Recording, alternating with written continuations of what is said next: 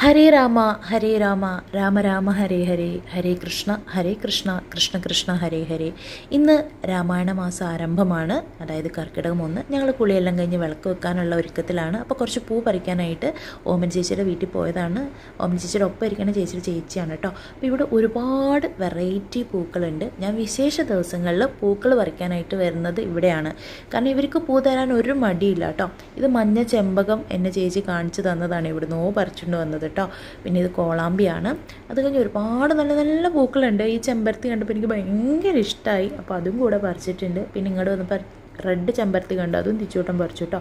അപ്പം ഞാൻ ഇങ്ങനെയുള്ള കാര്യത്തിലൊക്കെ നമ്മുടെ ദിച്ചൂട്ടനെ കൂട്ടലുണ്ട്. കാരണം നമ്മുടെ ഐതിഹ്യങ്ങളും വിശ്വാസങ്ങളും ഒക്കെ പിന്തുടർന്ന് പോകേണ്ടത് അവരാണ്. അപ്പോൾ ഇതൊക്കെ അറിഞ്ഞിരിക്കണം എന്നുള്ളത് എനിക്ക് നിർബന്ധമാണ്. അപ്പം ഞാൻ ഇങ്ങനെയുള്ള കാര്യങ്ങളിലെല്ലാം അവനെ കൂട്ടലുണ്ട്, അവന് പറഞ്ഞും കൊടുക്കലുണ്ട്. പിന്നെ അവന് താല്പര്യമുണ്ട് കേട്ടോ. അങ്ങനെ ഞങ്ങൾ വീട്ടിൽ വന്ന് നമ്മളുടെ പാത്രത്തിൽ പൂക്കളെല്ലാം നിറച്ചു. പുറത്ത് ചെറിയൊരു വെളിച്ചം കാണുന്നുണ്ടെങ്കിലും വൈകുന്നേരം 6:30 ആയിട്ടോ. അപ്പോൾ നമ്മളങ്ങനെ ദീപമൊക്കെ കൊളുത്തി. എന്നിവിടെ ദീപം തെളിയിച്ച് അമ്മ നാമം ജപിക്കലുണ്ട്, ഇടയ്ക്ക് ഞങ്ങൾ ഇരിക്കലുണ്ട്. അപ്പോൾ ഇന്നിപ്പോൾ നമ്മൾ 3 കൂടെ നാമം ജപിച്ച് അങ്ങനെ ഇരുന്നു. മനുവേട്ടൻ ഇതിൻ്റെ ഇടയ്ക്ക് വന്നിട്ടുണ്ടായിരുന്നേ. അപ്പോൾ ഞാൻ ഇങ്ങനത്തെ ലൈറ്റുകളൊക്കെ വിശേഷ ദിവസങ്ങളിൽ കത്തിക്കാറുണ്ട്. ചായയൊക്കെ ഇട്ട് ഞങ്ങൾ 3 കൂടെ കുടിച്ചു. അതിൻ്റെ ഇടയ്ക്ക് അന്നത്തെ വിശേഷങ്ങളും കാര്യങ്ങളും ഒക്കെ പറഞ്ഞു. പിന്നെ രാത്രി ഒരു 8-8:30 ആയപ്പോഴത്തേക്ക് അവർക്ക് വിശക്കുണ്ട് പറഞ്ഞു. അപ്പോൾ കുറച്ച് മാവിരിപ്പുണ്ടായിരുന്നു, അതുകൊണ്ട് ഞാൻ നെയ്റോസ്റ്റ് ഉണ്ടാക്കി കൊടുത്തു. രാവിലത്തെ സാമ്പാർ ഉള്ളത് കൊണ്ട് നമുക്ക് കറി പ്രത്യേകം വെക്കേണ്ട വന്നിട്ടില്ല. അങ്ങനെ നമ്മുടെ നെയ്റോസ്റ്റും സാമ്പാറും ഒക്കെ റെഡി ആയിട്ടുണ്ട്.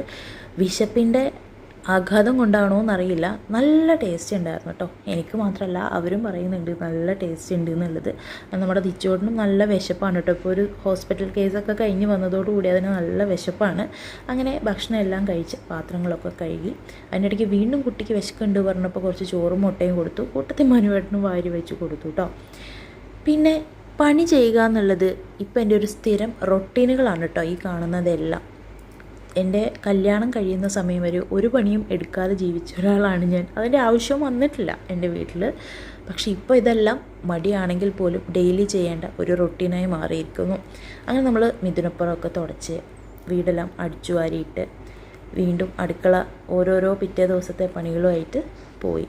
അപ്പോൾ തലേ ദിവസം ഞാൻ അരി തിളപ്പിച്ച് റൈസ് കുക്കറിൽ ഇറക്കി വെക്കാറാണ് പതിവ്. അതാകുമ്പോൾ രാവിലെ ആകുമ്പോഴത്തേക്ക് നമുക്ക് ചോറിന് തിളപ്പിച്ച് ഊറ്റിയാൽ മതിയല്ലോ. അപ്പം ദിച്ചോട്ടനും മനുവേട്ടനും കൊണ്ടുപോകേണ്ടത് കൊണ്ട് എന്നും നമ്മളിത് തന്നെയാണ് കേട്ടോ ചെയ്യൽ. പിന്നെ കുടിവെള്ളം തിളപ്പിച്ച് വെക്കും.